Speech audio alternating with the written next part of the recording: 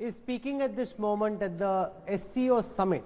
I want to show you what the Prime Minister said. साझा करने के लिए इनोवेशन एंड स्टार्टअप पर स्पेशल वर्किंग ग्रुप की स्थापना का प्रस्ताव रखा है। हमने ट्रेडिशनल मेडिसिन पर वर्किंग ग्रुप का भी प्रस्ताव रखा है ताकि एससीओ देशों में पारंपरिक और प्राचीन चिकित्सा के ज्ञान और समकालीन चिकित्सा में हो रही प्रगति एक दूसरे के पूरक बन सके। एक्सेलेंसीज, भारत का दृढ़ विश्वास है कि इकोनॉमिक मल्टीलेटरिज्म और नेशनल कैपेसिटी बिल्डिंग के कॉम्बिनेशन से एससीओ देश महामारी से हुए आर्थिक नुकसान के संकट से उभर सकते हैं। हम महामारी के बाद के विश्व में आत्मनिर्भर भारत की दृष्टि के साथ आगे बढ़ रहे हैं। मुझे विश्वास है कि आत्मनिर्भर भारत वैश्विक अर्थव्यवस्था के लिए एक फोर्स मल्टीप्लायर साबित होगा और एससीओ क्षेत्र की आर्थिक प्रगति को गति प्रदान करेगा। एक्सेलेंसीज, एससीओ क्षेत्र से भारत का घनिष्ठ सांस्कृतिक और ऐतिहासिक संबंध रहा है।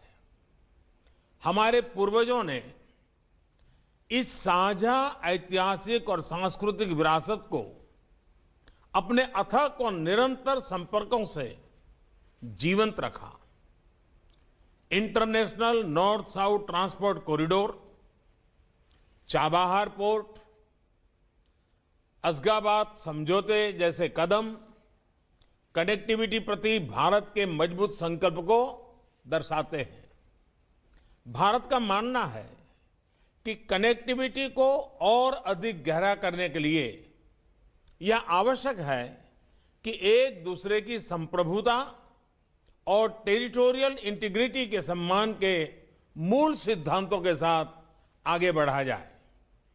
एक्सेलेंसीज, यूनाइटेड नेशंस ने अपने 75 इयर्स पूरे किए हैं, लेकिन अनेक सफलताओं के बाद भी संयुक्त राष्ट्र का मूल लक्ष्य अभी अधूरा है।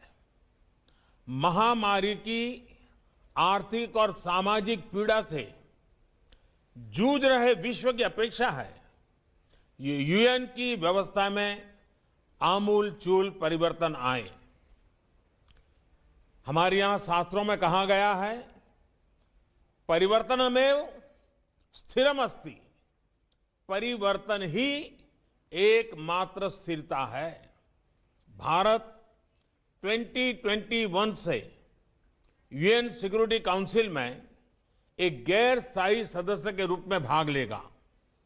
हमारा ध्यान वैश्विक शासन विधि में संभावित बदलाव लाने पर केंद्रित होगा। एक रिफॉर्म मल्टीलेटरलिज्म जो आज की वैश्विक वास्तविकताओं को दर्शाएं, जो सभी स्टेक होल्डर्स की अपेक्षाओं, समकालीन चुनौतियां और मानव कल्याण जैसे विषयों पर चर्चा करें। इस प्रयास में हमें एससीओ सदस्य राष्ट्रों का पूर्ण समर्थन मिलने की अपेक्षा है। एक्सेलेंसीज, सर्वे भवन्तु सुखिनः, सर्वे सन्तु निरामया, सभी सुखी और सभी रोगमुक्त रहे, यह शांति मंत्र भारत के स्वस्थ मानव कल्याण के प्रति आस्था का प्रतीक है। अभूतपूर्व महामारी के इस अत्यंत कठिन समय में भारत के फार्मा उद्योग ने 150 से अधिक देशों को आवश्यक दवाएं भेजी हैं। दुनिया के सबसे बड़े वैक्सीन उत्पादक देश के रूप में भारत अपनी वैक्सीन उत्पादन और वितरण क्षमता का उपयोग इस संकट से लड़ने में पूरी मानवता की मदद करने के लिए करेगा। एक्सेलेंसी, भारत का शांति, सुरक्षा और समृद्धि पर दृढ़ विश्वास है और हमने हमेशा आतंकवाद, अवैध हथियारों की तस्करी, ड्रग्स और मनी लॉन्ड्रिंग के विरोध में आवाज उठाई है।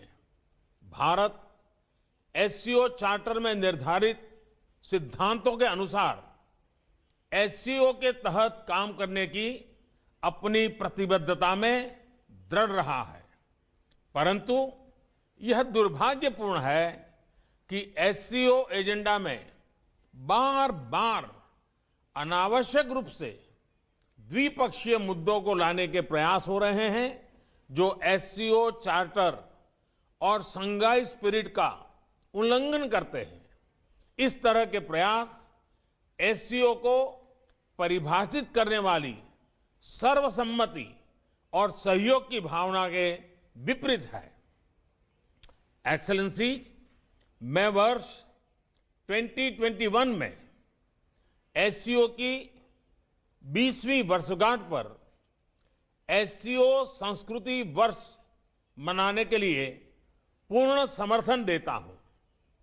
भारत का राष्ट्रीय संग्रहालय इस वर्ष हमारी साझा बौद्ध विरासत पर पहली एससीओ प्रदर्शनी आयोजित करने की प्रक्रिया में है।